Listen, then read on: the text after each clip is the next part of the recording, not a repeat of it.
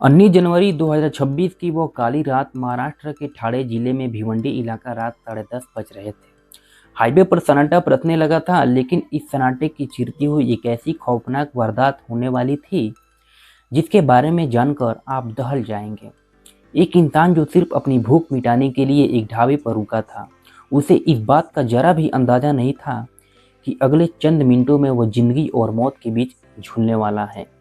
उसकी गलती सिर्फ इतनी थी कि उसने एक सवाल पूछ लिया था, एक ऐसा सवाल जिसकी भारी कीमत उसे चुकानी पड़ी।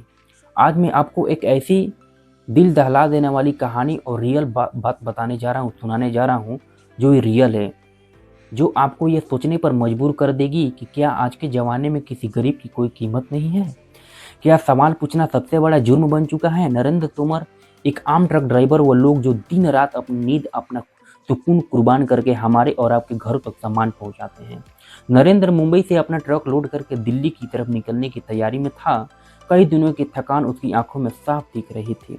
घर की याद, बच्चों का चेहरा और जेब में चंद पैसे।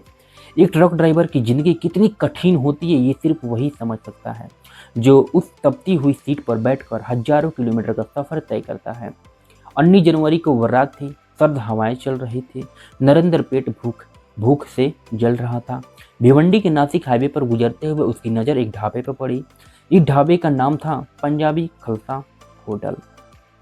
बाहर से देखने पर यह एक आम ढाबे जैसा ही लग रहा था। जगमगाती हुई रोशनियों, बाहर खड़ी बड़ी बड़ी बड़ी गाड़ियों। नरेंद्र ने सोचा कि यहाँ रुककर 2 रोटी खा ली जाए ताकि आगे की सफर तय करने की ताकत मिल सके। उसने अपना भारी भरकम ट्रक किनारे लगाया और ढाबे के अंदर चला गया। लेकिन उसे नहीं पता था कि वो एक ढाबे में नहीं बल्कि मुसीबत की अड्डे में कदम रख रहा है।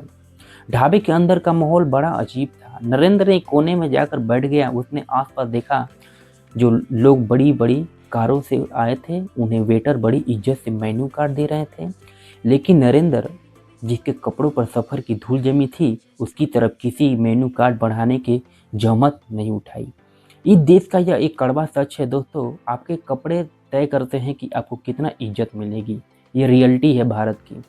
नरेंद्र ने भी मेनू नहीं मांगा। एक ट्रक ड्राइवर के मेनू की क्या जरूरत, उसकी भूख तो बस 2 सादी रोटियों की होती है।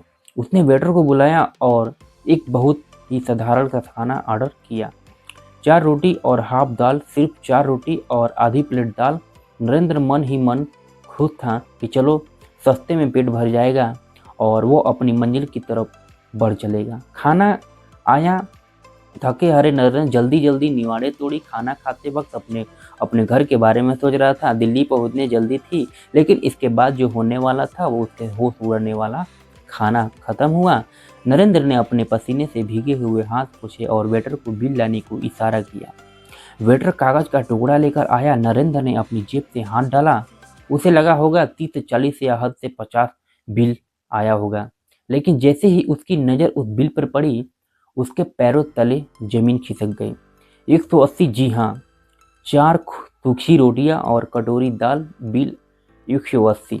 नरेंद्र सन्न रह गया। जी हाँ, ये बात किसी की भी हजम नहीं होगी। 180 में तो एक पूरी परिवार भरपेट खा सकता है। नरेंद्र कोई अमीर बाप का औलाद नहीं था। वो खून पसीना बहाकर रातों की नींद हराम करके पाई पाई जोड़ता था। उसने हिम्मत जुटाई और काउंटर की तरफ बढ़ा। काउंटर पर वो शख्स बैठा था जिसे सब बाबा कहते हैं, ढाबे के मालिक।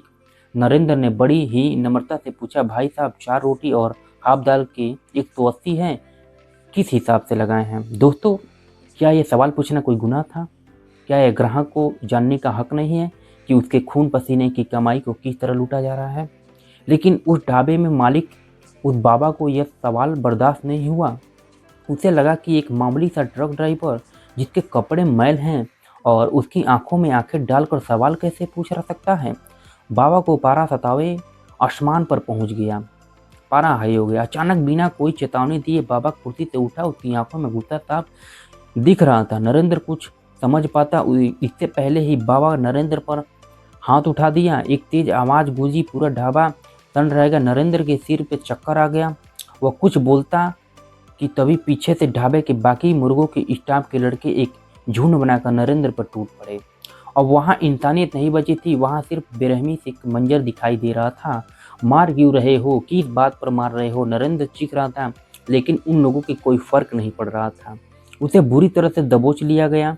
हर तरफ से उस पर वार किया जा रहे थे। वो अकेला था और मारने वाले कोई, लेकिन कहानी ये ख़त्म नहीं होती। नरेंद्र को लगा कि अगर यह यहाँ रुका तो शायद जिंदा नहीं बचेगा। उसने हिम्मत दिखाई और अपना मोबाइल फ़ोन निकाल लिया। वो जानता था कि आज के इस युग के कैमरा ही एक हथियार है जो गरीबों को आवाज़ बन सकता है।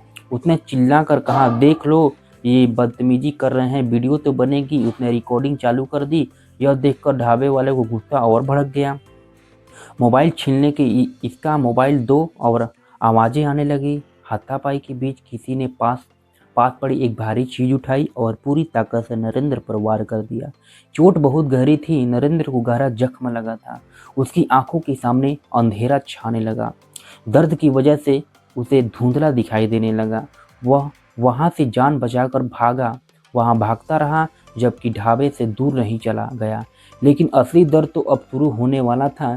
जख्मों से चूर दर्द तड़पता हुआ नरेंद्र सड़क के किनारे एक अंधेरी जगह पर छुप गया। उसने कांपते हाथों से अपना फ़ोन निकालकर 112 नंबर डायल किया। पुलिस इमरजेंसी नंबर उसे लगा कि अब कानून उसकी मदद करेगा। उसने फ़ोन पर ड्यूटी ऑफिसर को पूरी बात बताई। कहा, मुझे बचा लो, ढाबे वाले ने मुझे बुरी तरह से मारा है। मेरे 180 लूट रहे थे। सामने से जवाब आया कि पुलिस सब कुछ ही देर में पहुंच ही रही है। नरेंद्र को थोड़ी तसल्ली हुई कि वहीं अंधेरे में बैठ के इंतजार करने लगा। इसकी हालात लगातार बिगड़ रही थी। 1 घंटा बीत गया, पुलिस की कोई सायरन की आवाज़ नहीं आई। 2 घंटे बीत गए, नरेंद्र को दर्द बढ़ता जा रहा था। 3 घंटे, पूरे 3 घंटे तक एक इंसान, इस देश का एक नागरिक गंभीर हालात में हाईवे पर पड़ा रहा, लेकिन पुलिस नहीं आई। क्यों नहीं आई पुलिस? क्या पुलिस को रास्ता नहीं मिला या फिर कहानी कुछ और थी? नरेंद्र को कैमरे के सामने रोते हुए जो कहा वह सुनकर आपकी रूह कांप जाएगी। उसने कहा, पुलिस को फ़ोन किए हुए 3 घंटे हो गए, लेकिन पुलिस नहीं आई। यह लोग खुद मिले हुए थे। पुलिस को हर महीने हफ्ता जाता है। पुलिस मेरा क्या करेगी? कुछ नहीं करेगी। किसी का, आम आदमी का इंसाफ मिलेगा? नहीं मिलेगा। बात यह शब्द सिर्फ नरेंद्र की नहीं है, ये इस देश के करोड़ों बेबस लोगों का आवाज़ थी, जिन्हें इस भ्रष्ट सिस्टम ने पूरी तरह से कुचल कर रख दिया है। जब रक्षक की भक्षक के साथ मिल जाए तो गरीब न्याय की भीख किसके मांगे? डर और मायूसी की मारे नरेंद्र वहां से उठा। उसे समझ आ गया था कि अगर वहां और रुका तो शायद जिंदा न बचे। वो अपनी गाड़ी लेकर वहां से निकल पड़ा। भिवंडी से लोडिंग पॉइंट पर पहुंचा, जहां उसे दिल्ली के लिए माल लोड करना था। उसे लगा कि वह सुरक्षित है, लेकिन वह गलत था। सच तो यह था कि ढाबे वालों की तार बहुत लंबे थे। लोडिंग पॉइंट पर नरेंद्र अकेला था। तभी वो अकेला पहुंचा। उसका नाम था आशीष पटेल। यह वो लड़का था जो ढाबे से जुड़ा हुआ था। उसने नरेंद्र को ढूंढ निकाला था। उसने आते ही नरेंद्र को धमकाना शुरू कर दिया। यूनियन से आया हूँ, मोबाइल निकाला था और वो वीडियो डिलीट कर। नरेंद्र अकेला था, सहमा हुआ था। उसने अपने मालिक को फ़ोन किया। उसने सोचा कि उसका मालिक उसका साथ देगा, लेकिन यहाँ एक और बड़ा झटका नरेंद्र का इंतजार कर रहा था। मालिक ने कहा, तू वीडियो डिलीट कर दे, अभी चुपचाप वहाँ से निकल जा। कितनी बेबसी का मंजर होगा। जिस शख्स ने मार खाई, जिसे गंभीर चोटें आई, जिसने अपनी जान जोखिम में डाली, उसी ही अपना सच मिटाने के लिए मजबूर किया गया। आशीष ने नरेंद्र को हाथ से मोबाइल छीन और सारी वीडियो डिलीट कर दी। वह सबूत जो नरेंद्र को दर्द की गवाही दे रहे थे, हमेशा के लिए मिटा दिए। लेकिन कहते हैं ना, पाप का घड़ा जब भरता है तो फूटता जरूर है। वो वीडियो भले ही उस व्यक्ति डिलीट हो गई थी, लेकिन किस्मत को कुछ और ही मंजूर था। वो वीडियो किसी तरह सोशल मीडिया की एक प्लेटफॉर्म पर पहुंच गई। देखते ही देखते वो वीडियो आग की तरह फैल गई। लोग भड़क उठे। ट्रांसपोर्ट टीवी पर जब यह खबर चली तो पूरे देश के ड्राइवरों को अंदर का गुस्सा फूट पड़ा। वीडियो में साफ दिख रहा था कि कैसे एक बूढ़ा ढाबा मालिक, जिसे बाबा कहा जा रहा है, निहत्थे ड्राइवर को परेशान कर रहा है। ट्विटर पर लोगों ने मुंबई पुलिस और ठाणे पुलिस को टैग करना शुरू कर दिया। हर तरफ से एक ही आवाज़ उठ रही थी, इस होटल को बंद किया जाए, इन गुंडों को गिरफ्तार किया जाए। लेकिन हमारे सिस्टम का तमाशा देखिए। ठाणे सिटी पुलिस ने सोशल मीडिया पर रिप्लाई किया, लेकिन क्या उन्होंने मामले को ठेड़ो ग्रामीण पुलिसों को टैग कर दिया? सिटी पुलिस ने कहा, यह ग्रामीण पुलिस का मामला है। ग्रामीण पुलिस सो रही थी, कोई एफआईआर नहीं, कोई गिरफ्तारी नहीं। जब मीडिया ने उस ढाबे के मालिक नटराज सिंह से बात करने की कोशिश की तो उसका फ़ोन बंद मिला। वो आशीष जिसने वीडियो डिलीट करवाई थी उससे उससे बात हुई तो टाल टोला करने लगा। मैं बात करा दूंगा, यही उसका जवाब था। लेकिन सवाल यह है कि क्या बात करने से नरेंद्र का वह दर्द कम हो जाएगा? क्या उस सदमे की गुंजा शांत हो जाएगी जो एक गरीब की इज्जत पर पड़ा था? इस घटना ने एक बहुत बड़ा ही सवाल खड़ा कर दिया कि नरेंद्र अपनी वीडियो में एक बहुत ही गहरी बात कही थी। उसने कहा था कि अगर ड्राइवर में एकता होती तो किसी की हिम्मत नहीं होती हमें हाथ लगाने की। वकील लोगों की होते ही उनकी एकता देखो, अगर ड्राइवर एक हो जाए तो सरकार भी पैर छुएगी। लेकिन हमारी किस्मत खराब है, हम में एकता नहीं है। ये सिर्फ एक नरेंद्र की कहानी नहीं, हाईवे पर चलने वाली लाखों ट्रक ड्राइवरों के साथ हर रोज ऐसा ही सलूक होता है। कभी पुलिस उसमें उगाई करती है, कभी आरटीओ उन्हें परेशान करते हैं और कभी ढाबे वाले उन्हें सरेआम धमकाते और पीटते हैं। सोचिए उस परिवार के बारे में जो नरेंद्र के घर पर इंतजार कर रहा था। अगर उस रात नरेंद्र के सिर पर वो वार जानलेवा साबित होता तो क्या होता? क्या यह सिस्टम उसके परिवार के पालने आता? 180 रुपये सिर्फ एक बिल नहीं था, वो इस देश के गरीब और लाचार वर्ग के ऊपर किया गया एक क्रूर मजाक था। आज वो ढाबा पंजाबी खलासा होटल अभी भी वहीं खड़ा होगा, वो बाबा अभी भी वहीं बैठा होगा। शायद कोई और नरेंद्र वहां पहुंचेगा और फिर से वही कहानी दोहराई जाएगी, क्योंकि उन्हें पता है कि पुलिस उनकी जेब में, कानून उनका कुछ नहीं बिगाड़ सकता। लेकिन क्या हम इसे ऐसे ही चलने देंगे? क्या हम सिर्फ वीडियो देखकर आगे बढ़ जाएंगे? दोस्तों, इस कहानी को सुनाने के मेरा मकसद सिर्फ आपका मनोरंजन करना या किसी को भावनाओं को ठेस पहुंचाना नहीं है। मेरा मकसद है आपको जागरूक करना, समाज की उस कड़वी सच्चाई से रूबरू कराना जिसे हम अक्सर अनदेखा कर देते हैं। एक ट्रक ड्राइवर सिर्फ एक गाड़ी चलाने वाला नहीं है, वह इस देश के अर्थव्यवस्था की रीढ़ की हड्डी। और अगर वह पहिया रोक दो तो यह देश रुक जाएगा। लेकिन उसके बदले में हम उन्हें क्या दे रहे हैं?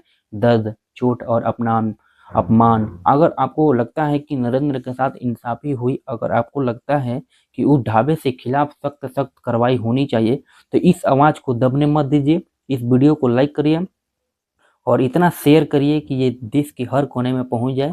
सिस्टम के बहरे कानों तक हमारी आवाज़ पहुंचनी चाहिए और चैनल को सब्सक्राइब करना ना भूलें, ताकि आगे भी हम सच की लड़ाई लड़ते रहें। अन्याय के खिलाफ आवाज़ उठाना ही एक जिंदा कौम की निशानी मिलती है। अगली वीडियो में एक नए खुलासे के साथ, तब तक के लिए अपना और अपने परिवार का ख्याल रखें। धन्यवाद।